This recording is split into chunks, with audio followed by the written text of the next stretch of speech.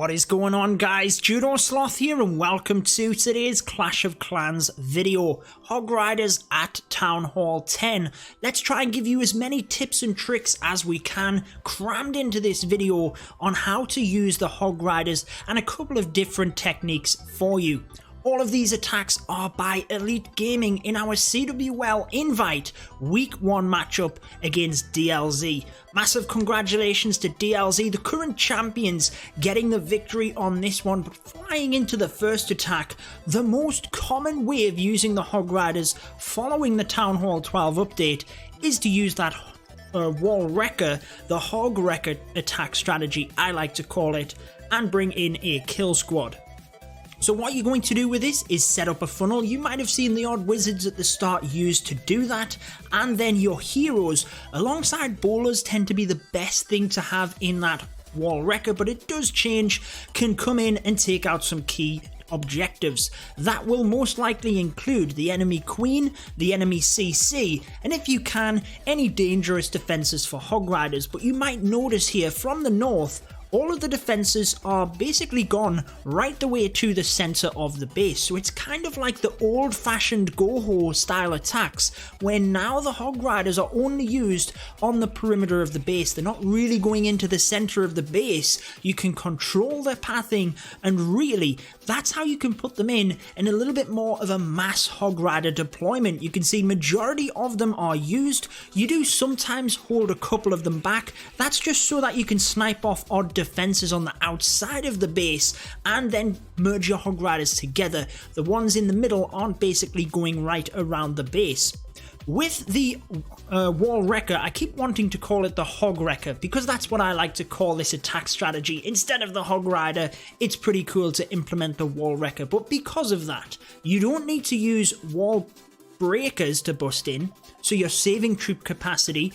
It acts as a tank, although depending on how much you want to get from that kill squad, I'd often recommend a golem to help out, but more importantly, you get to save on a jump spell. So basically, you don't use any spells, you don't use a lot of troops, just the heroes and a couple of funneling troops, and then you have your whole army as Hog Riders and heal spells in order to get round the back end of the base. But I would recommend some cleanup troops as well. Once the Hog Riders have cleaned out an area, start putting some wizards in. Ground troops tend to be best because obviously if there are any traps there, the Hog Riders will set off the ground-based traps so that your wizards, in theory, should be good to clean out. You might want to think about a miner or so to get under the walls if there's any buildings on the inside. Does just depend a little bit on the base. Very similar approach on this one. You can see the golem is going to be used to tank, but also you can often use the golem first in order to help with the funneling, which we've done here. We've got the baby dragon, but the wizard there is, or was, protected by the golem. It also protects the wall wrecker. It depends how many walls deep you want to get into the base, and think about the angle of the wall wrecker. It does massive damage, so if you can actually target it onto the defenses themselves, it can do some massive damage. As you can see, we basically needed to get through these few compartments. That is what then gives us access to the enemy queen. Now with help from the king, we get that done. The enemy CC is down, the enemy queen is now down, and we're continuing to take out defenses. We pretty much have taken out half of the base here. If you can see from the clan castle, this side of the base, bar a couple of defenses at the end, are down. They're gone. So the Hog Riders now coming in from that left hand side. There are a lot of traps there, but we've got a lot of heal spells in order to deal with that. So as the Hog Riders then merge down, we can clearly see where they're going to go. There's no question they are defense targeting troops. They are going to move down in a fashion where the defenses are left standing. Basic funneling, but with defenses. We do have a Tesla farm which kind of sneaks up on us at the end, but honestly with so many Hog Riders and still a heal spell in the bag, there's no way that this attack is not going to be a 3-star. Obviously, you can swag it if you want, but in the CWL, the last thing you want is to cut it fine, hit a giant bomb accidentally, and all of a sudden you do not have enough troops for cleanup. You can see the poison spell sitting there as well. That's often a good one to hold on to if you can, or even take an extra, because if there are ground-based skeleton traps, they can do a lot of damage onto the Hog Riders. If you save onto it, you can see this defender trying to defend against lava loon style attacks with the air skeletons at the end there. But ground skeletons can do a lot of work onto them Hog Riders. Just having that spell, popping it in, you'll see an example of it when the Hog Riders are going to have a few defenses to get through. They're going to be in that area for a little bit of time, so it can take it out, can basically help protect your Hog Riders. Poison spell works wonders. Check out this base, quite a funky base. I've seen similar designs used fairly often with their main defenses pushed to the top, and the way we counteract that is blasting in with a kill squad in order to take that out. But you don't want to commit too much. There's a lot of splash damage at the bottom and a lot of point defense that will require quite a bit of damage. So we have 33 Hog Riders to take that out, as long as we get the northern area of the base down here. So a couple of bowlers are going to come in to reinforce our kill squad in that of the heroes, and I like how giants pop out of the wall wrecker.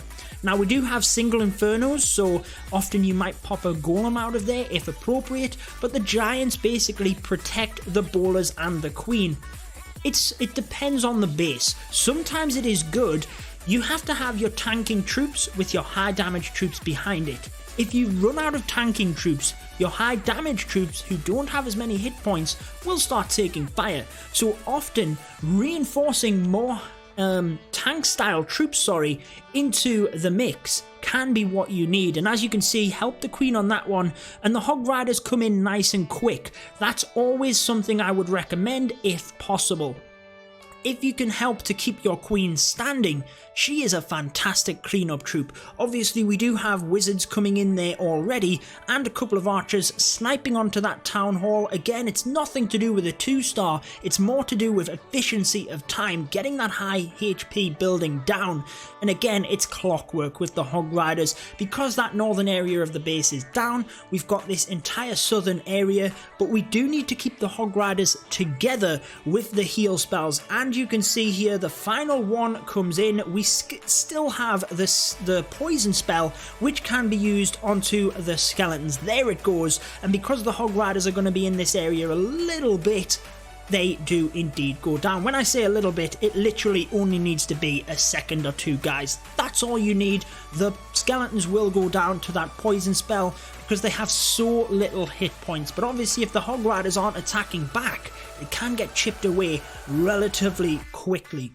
Let's move on to the final example of this video, then we will stop there. So as you can see, this one a completely different design, and the freeze spells are going to be used to get a bit further. So look at where the CC and the queen are. That's quite far into the base. We don't have as many Hog Riders. That's kind of just obvious, isn't it? If you're taking a bigger kill squad, you're going to have to commit more troop capacity. However, you're going to want more in return. So that's what we get essentially, and that's why we take the freeze spells. You might have seen the Frozen Witch style strategy.